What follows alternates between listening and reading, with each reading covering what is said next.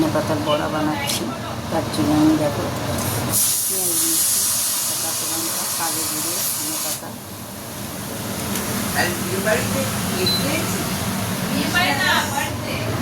এর মধ্যে অ্যাড করবো একটু সামান্য হলুদ গুঁড়ো।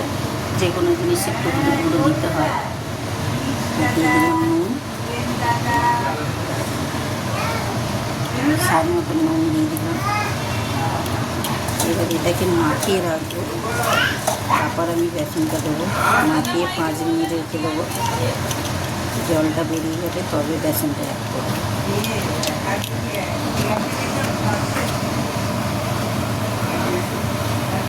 দেখো ভাজা হয়ে গেছে, এবার তুলে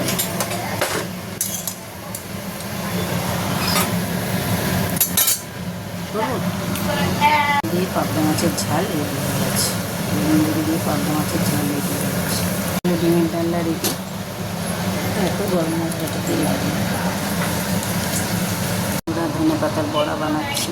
তার জন্য আমি দেখো পেঁয়াজ নিচ্ছি, কাঁচা লঙ্কা, কালো জিরে, ধনে পাতা,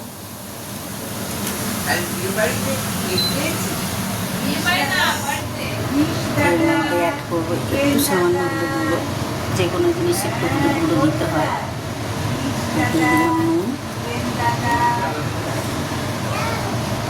স্বাদ মতো নুন দিয়ে দিলাম। এবার এটাকে মাখিয়ে রাখবো, তারপর আমি বেসনটা দেবো। মাখিয়ে 5 মিনিট রেখে দেবো। জলটা বেরিয়ে গেলে তবে বেসনটা অ্যাড করবো।